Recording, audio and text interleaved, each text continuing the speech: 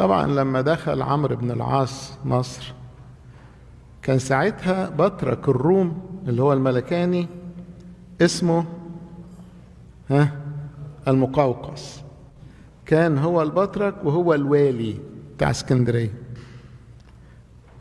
فطبعا الحرب دايما ما بين الجاي معتدي مع اللي ماسك الحكم، فكانت الحرب بينهم وبين الروم مش بينهم بين المصريين. وليها قصة كبيرة عند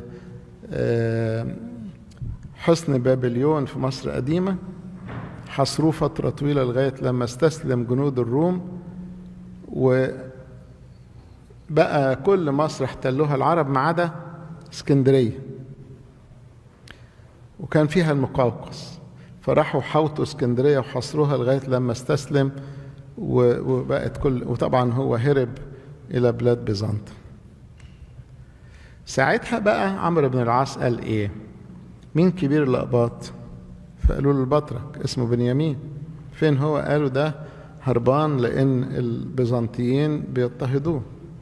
فكتب كتاب أمان إن أينما يوجد بنيامين يجي ويستلم الكنائس اللي كان مستولي عليها البيزنطيين، اللي هي أصلا بتاعت الأقباط واستولى عليها.